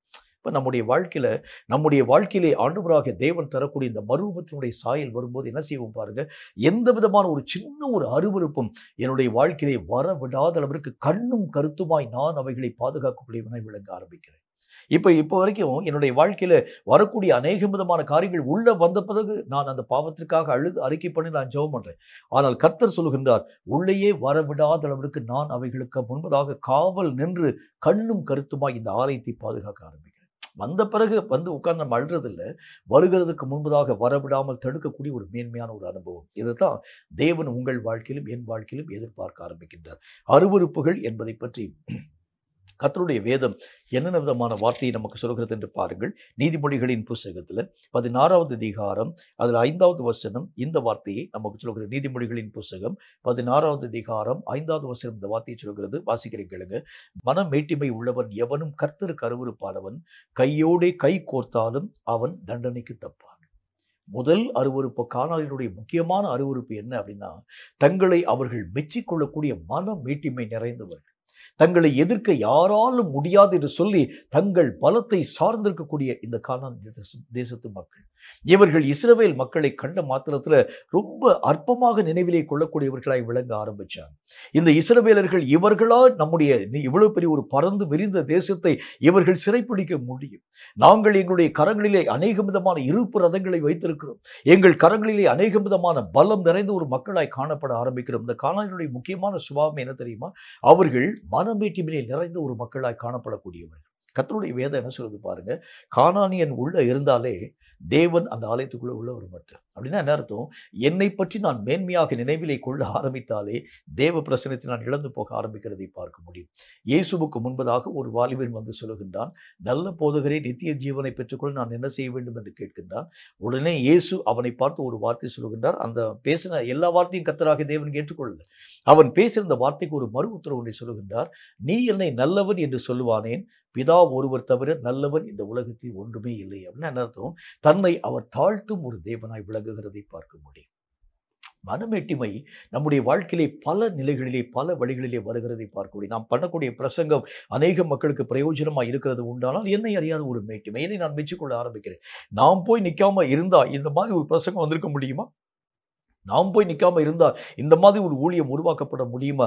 இயேசு இப்படிப்பட்ட காரியங்களை தன்னுடைய மனதில் எங்காகலும் யோசித்து பார்த்தாரா என்று பாருங்கள். அவர் தம்முடைய சீஷர்களுக்கு நல்ல ஒரு வார்த்தை ஒன்றை சொல்லிக் கொடுக்க ஆரம்பித்தார். அவர் என்ன சொல்ல ஆரம்பித்தார்? நாங்கள் செய்ய வேண்டியதை மட்டும் செய்தோம், அப்பிரயோஜனமான ஊழியர்கள் என்று சொல்லி கர்த்தருக்கு முன்பதாக உங்களை நீங்கள் தாழ்த்தி ஒப்புக் கொடுங்க. நாங்கள் எங்களுடைய தகுதிக்கு மிஞ்சி ஒரு காரியத்தை நாங்கள் செய்ய வேண்டிய காரியத்தை மட்டும் நாங்கள் செய்தோம், நாங்கள் அப்பிரயோஜனமான ஊழியர்கள் என்பதை பற்றி கர்த்தருக்கு முன்பதாக அறிக்கையிட்டு ஒப்புக்கொடுங்கள் என்பதை பற்றி கர்த்தராகிய தேவன் பேசி சொல்லிக் கொடுக்க ஆரம்பித்தார். அப்படின்னா என்ன அர்த்தம்? நம்முடைய வாழ்க்கையில எந்த விதமான விஷயமும் உங்களாலும் என்னாலும் ஆகிறது இல்லை. நீங்கள் என்ன காரியத்தை செய்தாலும் பின்பதாக இருந்து இயங்கப்படுகிறவர் கர்த்தராகிய தேவன் தான். அவருக்கு மிஞ்சி உங்களாலும் என்னாலும் ஒரு ஓட்டத்தையும் ஓட முடியாது.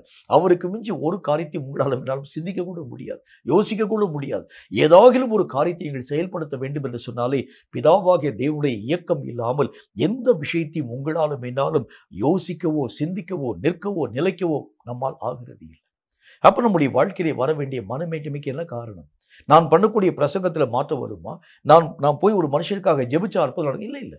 தேவன் அங்கே கிரியைகளை செய்தால் அற்புதம் நடக்கும். ஆண்டவராகிய தேவனுடைய கிரியைகளை அன்றி உங்களுடைய பலத்தினாலும் உங்களுடைய பராக்கிரமத்தினாலும் ஒன்றும் ஆகிறதில்லை. இந்த நினைவு என்னுடைய வாழ்க்கையிலே வராதிருக்கக்கூடிய வரைக்கும் என் ஆலயத்தை தேவனாகிய கர்த்தர் தம்முடைய சொந்த ஆலயமாக ஏற்றுக்கொள்ள மாட்டார்.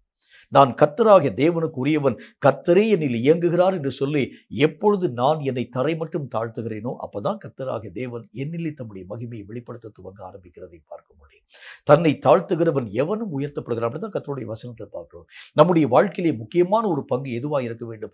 எவ்வளவு பெரிய ஒரு ஊழியம் என் மூலமாய் உருவாக்கப்பட ஆரம்பித்தாலும் அதனுடைய முழு மகிமையும் கர்த்தராகிய தேவனுக்கு உரியது என்கிறதை பற்றி எப்பொழுது ஒரு மனிதன் உணர ஆரம்பிக்கிறானோ அவனுக்குள் தான் தேவனாகிய கர்த்தர் வந்து வாசம் பண்ணுகிறேன் என்கிற வார்த்தையை பற்றி பேசுகின்றார். இயேசு தன்னுடைய ஆலயத்தை எல்லா விதமான மேட்டிமைகளுக்கும் மெய்யாகவே விலக்கி காப்பாற்றக்கூடியவராய், மேட்டிமைகள் அற்ற ஒரு வாழ்க்கை வாழக்கூடியவராய், பிதாவுக்கே எல்லா இடத்திலும் கனத்தை மகிமையும் கொடுக்கக்கூடியவராய் இயேசு காணப்பட ஆரம்பித்ததனாலே பிதாவாகிய தேவனை தனக்குள் தங்கியிருக்கக்கூடிய அளவிற்காக தன் சரீரத்தை ஆலயமாக மாறப்படக்கூடியவராய் விளங்க ஆரம்பித்தார். கேட்கும் கர்த்தருடைய பிள்ளையே, இந்த மாதிரி ஒரு மறுரூபம் என்னுடைய வாழ்க்கையிலே வர வேண்டும் என்கிறது தான் கர்த்தருடைய விருப்பம். அந்த சாயலாக ஆண்டவருடைய வசனத்தில் நம்ம ஏற்கனவே வாசித்த மாதிரி பிலிப்பியருக்கு எழுதப்பட்ட நிருபத்தில் 3வது அதிகாரம் 21வது வசனத்தில் கர்த்தருடைய வேதம் சொல்கிறதை போல அவர் எல்லாவற்றையும் தமக்கு கீழ்ப்படுத்திக் கொள்ளத்தக்க தம்முடைய வல்லமையான செயலின்படியே நம்முடைய அற்பமான சரீரத்தை தம்முடைய மகிமையான சரீரத்திற்கு ஒப்பாக மறுரூபப்படுத்துவார். அந்த மகிமையான சரீரம், கர்த்தராகிய தேவனுடைய மகிமையான சரீரம் எப்படிப்பட்டது என்று சொன்னால், தன் சரீரத்தை பிதாவுக்கு ஆலயமாக்கின மகிமையான ஒரு சரீரம். அந்த சரீரத்துக்கு ஒப்பாக உங்களையும் என்னையும் ஆண்டவராகிய தேவன் உருவாக்கி தரப்போகின்றார். கேட்கும் கர்த்தருடைய பிள்ளைகள், இந்த உலகத்திலே காணப்படும் இந்த ஒரு வாழ்க்கை தேவனுக்கென்று நீங்களும் நானும் வாழ துவங்க ஆரம்பித்தார் ஆண்டவராகிய தேவன் தங்கும் ஆலயமாக உங்கள் நிலை உருவாக்கப்பட துவங்க ஆரம்பித்தால், என்னுடைய வாழ்க்கையிலே தேவன் விரும்பும் மறுரூபத்தின் சாயலுடைய முழுமையை நான் எட்டி தேவராஜ்யத்திலே சென்று அடையக்கூடிய பாக்கியங்களை தடையில்லாமல் பெற்றுக்கொள்ள முடியும் என்கிறதில் சந்தேகம் ஒன்றுமில்லை. எத்தனையோ விஷயங்களை நாம் கற்றுக்கொள்ள துவங்க ஆரம்பித்தோம். ஆண்டவராகிய தேவனுக்கு ஒத்த ஒரு மாற்றம், ஆண்டவராகிய இயேசுவுக்கு ஒத்த ஒரு சாயலிலே காணப்படக்கூடிய ஒரு மறுரூபம் அடையக்கூடிய ஒரு மகிமையை தேவன் நம்முடைய வாழ்க்கையிலே உருவாக்குகிறார். இயேசு தன்னுடைய சரீரத்தை மகிமையான சரீரமாய் எப்படி உருமாற்றம் அடைய செய்ய ஆரம்பித்திருந்தார் என்றால், பிதாவாகிய தேவன் தங்கும் ஆலயமாய் இயேசு தன்னுடைய சரீரத்தை மாற்றி இருக்கக்கூடியவராய் விளங்கினார். இந்த நிலை என்னுடைய வாழ்க்கையிலே வர ஆரம்பித்தால் நிச்சயமாய் தேவனுடைய ராஜ்யத்தை சென்று அடையவும், தேவனுடைய கிருபைகளை தடையில்லாமல் பெறவும் உங்களாலும் என்னாலும் ஆகும் என்கிறதில் சந்தேகம் ஒன்றுமில்லை. தலைகளை தாழ்த்தி கண்களை மூடி கர்த்தரை நோக்கி நாம் ஜெபம் செய்வோம். சர்வவல்லமுள்ள ஆண்டவராகிய கர்த்தாவே, உம்மால் உரைக்கப்பட்ட இந்த பரிசுத்தமுள்ள வார்த்தைகளுக்காக நன்றி. இந்த வார்த்தைகளின் மூலம் ஆண்டவராகிய தேவன் பேசி சொன்ன ஒவ்வொரு காரியத்தையும் நாங்கள் இந்த வேளையில் நாங்கள் கற்றுக்கொள்ள ஆரம்பித்தோம். கர்த்தாவே, தேவனுடைய மகிமையான சரீரத்திற்கு ஒப்பான ஒரு மறுரூபம் என்கிறதை பற்றி கர்த்தர் எங்களோடு கூட பேசிக்கொண்டு வந்தீர்.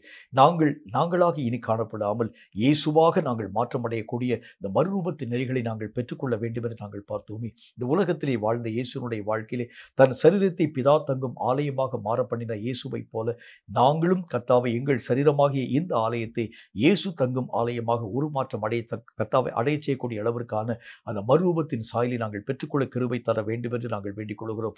கள்ளர் குகையாக்க இருக்கக்கூடிய ஒவ்வொரு விதமான நிலைகள், சுயமாய் சீர்படுத்த இருக்கக்கூடிய ஒவ்வொரு விதமான நிலைகள், பரிசுத்தம் நிறைந்த உள்ளும் புறமும் பரிசுத்தமாக்கப்படக்கூடிய ஒரு அனுபவம், தேவனாகிய கர்த்தரை எங்களிலே எப்பொழுதும் தங்கி தாபரிக்கக்கூடிய அந்த நிலைகளை உருவாக்கக்கூடிய ஒரு சூழ்நிலை, கடைசியாக கானானை எங்கள் வாழ்க்கையை விட்டு, கானானியனை எங்கள் வாழ்க்கையை விட்டு அப்புறமாக்கக்கூடிய தன்மைகள், இவைகள் எல்லாவற்றையும் நாங்கள் எங்களுடைய வாழ்க்கையை பெற்றுக்கொள்ளக்கூடிய அளவிற்காக இயேசு காண்பித்த அதே வழியிலே நாங்கள் கடந்து போய் பிதாவாகிய தேவனை இயேசு தன்னுடைய சரீரத்திலே ஆலயமாக்கின அந்த சரீரத்திலே எப்படி தாபரிக்க பண்ணினாரோ அதே மாதிரி இயேசுவாகிய உம்மை எங்கள் சரீரமாகிய ஆலயத்திலே தங்கி தாபரிக்கத்தக்கதாக இத்தனை சுபாவங்களிலே நின்று நாங்கள் வேறாக்கப்பட்டு தேவனாகிய கர்த்தருடைய மகிமையின் சாயலுக்கு ஒத்த மறுரூபத்தை பெற்றுக்கொள்ள கிருபை தர வேண்டும் என்று நான் ஜெபிக்கிறேன். இந்த வார்த்தைகளை கேட்டு உடைய பிள்ளைகள் யாராய் இருந்தாலும் இன்று முதல் அவர்கள் தங்கள் வாழ்க்கையிலே இயேசு கிறிஸ்துவினுடைய சாயலுக்கு ஒத்த மகிமையின் மறுரூபத்தின் சாயலை அவர்கள் பெற்றுக்கொண்டு உம் நாமத்தை மகிமைப்படுத்தி உம் ராஜ்யத்திலே வந்து சேர கிருபை தர வேண்டும் என்று இயேசு கிறிஸ்துவின் நாமத்தினால் வேண்டிக் கொள்கிறோம்